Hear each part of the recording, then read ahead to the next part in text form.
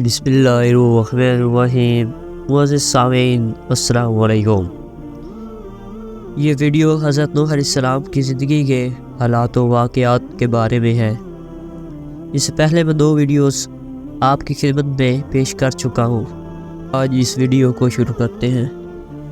40 دن برابر پانی آسمان سے برستا رہا اور اسی طرح 40 روز تک پانی زمین سے ہر وقت ابلتا رہا۔ پھر 6 مہینے کے بعد پہاڑوں کے سر کھلے اور کشتی ٹھہری ہوئی تھی جودی پہاڑ پر، اور یہ پہاڑ ملک شام میں ہے۔ پھر جب بارش موقوف ہوئی اور زمین خشک ہو گئی، اور اتنی خشک ہو گئی کہ ایک قطرہ بھی پانی کا زمین پر نہ رہا، اور جب پانی خشک ہو رہا تھا تو کشتی نوح علیہ السلام کی اس دن زمین حجاز میں تقریباً 70 مرتبہ بیت اللہ کا طواف کر کے ملک شام کی طرف نکل گئی اور جودی پہاڑ پر ساکن ہو گئی۔ پھر اس کے بعد جہاں کہیں پہاڑ تھے وہ سب دکھائی دینے لگے۔ حضرت نوح علیہ السلام نے کسی پرندے کو زمین پر بھیجا تاکہ وہ خبر لائے کہ زمین پر کس قدر پانی ہے۔ وہ پرندہ جو حضرت نوح علیہ السلام نے بھیجا تھا وہ زمین پر جا کر دانہ چگنے مشغول ہو گیا اور پھر واپس نہ آیا۔ اس سبب سے اللہ تعالیٰ نے اسے اڑنے سے معذور کر دیا۔ پھر اس کے بعد حضرت نوح علیہ السلام نے کبوتر کو بھیجا، وہ زمین پر جا بیٹھا اور کچھ سرخی تر اپنے پاؤں پر لگا کر کشتی پر آیا۔ تب نوح علیہ السلام نے کبوتر کے حال پر دعا فرمائی کہ وہی مخلوق اس کو پیار کی نگاہ سے دیکھے، اور اسی وقت حضرت جبرائیل علیہ السلام نازل ہوئے اور انہوں نے 7 راہیں پانی کی بنا دی اور 7 دریائے روئے زمین پر جاری ہوئے۔ تب سارا پانی جو کچھ زمین میں باقی تھا وہ دریاؤں میں جا گرا، اور اس کے علاوہ جو کچھ تھوڑا بہت رہ گیا وہ تمام کا تمام خشک ہو گیا۔ اور حضرت نوح علیہ السلام نے کشتی سے باہر نکل کر ایک جانور بھیجا، وہ زمین پر گیا، وہ بسبب پانی نہ ہونے کے ٹھہر نہ سکا، پھر واپس آیا۔ حضرت نوح علیہ السلام نے ان کے لیے دعا فرمائی اور اپنی تمام قوم کو کشتی سے اتار لیا۔ اس وقت حکم ہوا اللہ تعالیٰ کا کہ اے نوح، تیرے تخ اور جڑیں ہیں یہ سب زمین پر بو دے۔ چنانچہ حضرت نوح علیہ السلام کو تمام قسم کی جڑیں اور تخ مل گئے، لیکن انگور کی جڑ نہ ملی۔ تب جناب باری میں عرض کی آواز آئی کہ اسے ابلیس نے چرا لیا ہے۔ تب حضرت نوح علیہ السلام نے اس سے کہا تو نے انگور کی جڑ چرا لی ہے، اس کو لا کر دو۔ شیطان نے انکار کیا۔ حضرت نوح علیہ السلام نے فرمایا مجھے اللہ تعالیٰ نے خبر دی ہے کہ تو نے ہی اس کو چرایا ہے۔ تب شیطان نے کہا میں نہ دوں گا۔ نوح علیہ السلام نے قبول کر لیا۔ کچھ ہی دیر میں اس نے لا کر حضرت نوح علیہ السلام کے سامنے پیش کر دی، اور اس نے ایک شرط بھی کی کہ جب تم بو دو گے تو اس کی جڑ میں 1 بار تم پانی دو گے اور 3 بار ہم پانی دیں گے۔ یہ بھی حضرت نوح علیہ السلام نے قبول کر لیا۔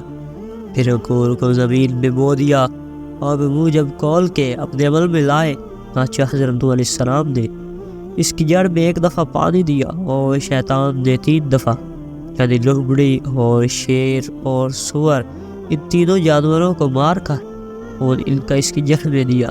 اور جو شیردی کے انگور میں ہے وہ تو حضرت نوح علیہ السلام کے پانی دینے کی وجہ سے ہے، اور اس سے جو شراب بنتی ہے وہ ابلیس کے پانی دینے کی وجہ سے ہے۔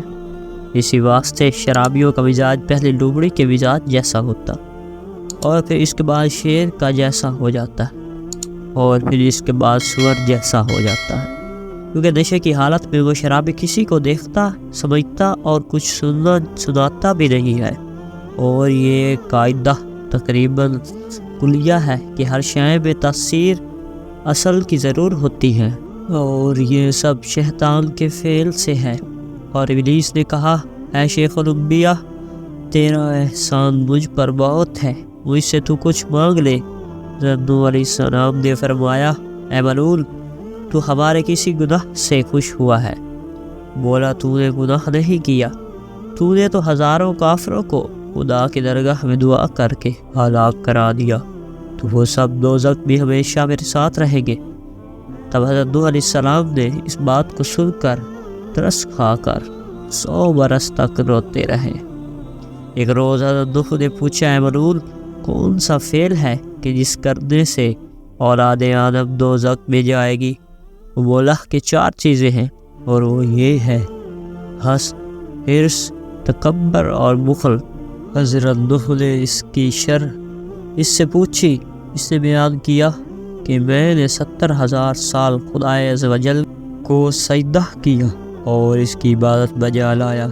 جب آدم کو حق تعالیٰ نے بنایا اور ان کو سجدہ کرنے کے لیے سب فرشتوں کو حکم دیا، سب فرشتوں نے ان کو سجدہ کیا، تو میں نے حسد کیا، اس لیے میں سزا اور لعنت کا حقدار ہوا۔ اور دوسری یہ ہے کہ پھر حق تعالیٰ نے مجھ کو ارشاد فرمایا کہ تو نے آدم کو سجدہ کیوں نہیں کیا؟ اس وقت پھر میں نے تکبر کیا اور کہا میں اس سے بہتر ہوں، کیونکہ تو نے آدم علیہ السلام کو بنایا خاک سے اور مجھ کو بنایا نار سے، اس لیے حق تعالیٰ نے اپنی درگاہ سے مردود کیا۔ اور تیسری وجہ یہ ہے کہ حرص ہوئی آدم علیہ السلام کو گیہ کھانے کی، جس سے اللہ تعالیٰ نے منع کیا تھا تاکہ وہ ہمیشہ بہشت میں رہیں، اور میں نے ان کو گیہ کھلایا، اس لیے وہ بہشت سے نکالے گئے اور یہاں گرفتار ہوئے۔ اور چوتھے بخل ہے کہ خدا تعالیٰ نے بخیلوں پر جنت کو حرام قرار دیا اور وہ ہرگز جنت میں نہ جائیں گے۔ ابلیس نے جب یہ ماجرا حضرت نوح علیہ السلام کو سنا کر چلا گیا، بعد حضرت پر جناب باری سے حکم ہوا، اے نوح، کشتی کی لکڑی سے تو ایک مسجد بنا۔ تب انہوں نے جودی پہاڑ پر ایک مسجد بنائی اور وہاں بستی بن گئی، اور نام اس بستی کا سمانید رکھا، یعنی اس کے معنی ہے 80 آدمی مومن اور مومنہ حضرت نوح علیہ السلام کے ساتھ وہاں رہتے تھے۔ اور اس کے چند روز کے بعد حضرت نوح علیہ السلام نے وفات پائی۔ پھر اولاد ان کی سانپ، حام اور یافس باقی رہی۔ چنانچہ یہ پوری مخلوقات ان تینوں کی نسل سے ہیں۔ اہل عرب و عجم سانپ کی اولاد ہیں، اور اہل حبش حام کی اولاد سے ہے، اور اہل ترکستان یاف کی اولاد سے ہے۔ اور مروی ہے کہ حضرت نوح علیہ السلام ایک روز سو گئے تھے، ہوا سے کپڑا ستر کا الگ ہو گیا تھا، اور حام کی نظر اس پر پڑی، وہ ہنس کر چپکا ہو رہا، اور سانپ کی نظر جب پڑی تو اس نے کپڑا اڑا دیا۔ جب حضرت نوح علیہ السلام خواب سے بیدار ہوئے تو ان دونوں کا ماجرا سنا، تو حضرت نوح علیہ السلام نے سانپ کو دعائیں دی، اور اس واسطے ان کی اولاد پیغمبر ہوئی، اور حام کو بد دعا تھی، اس وجہ سے کا منہ سیاہ اور اولاد بھی اس کی سیاہ رہی۔ اور بعض نے کہا ہے کہ حام نے سانپ کو دعا دی تھی، اس لیے اولاد ان کی پیغمبر ہوئی۔ اور مروی کہ عمر نوح علیہ السلام کی 1400 برس کی تھی، اور دوسری روایت ہے کہ 1020 برس کی تھی، اور تیسری روایت میں ہے کہ 1000 برس کی تھی، اور ایک روایت ہے کہ 950 برس کی تھی۔ جب انہوں نے اس دار فانی سے رحلت فرمائی تو فرشتوں نے ان سے پوچھا، اے شیخ الانبیاء، دنیا کو کیسا دیکھا؟ حضرت نوح علیہ السلام نے فرمایا، مجھے تو ایسا معلوم ہوا کہ ایک دروازے سے گھس کر دوسرے دروازے سے نکل آیا۔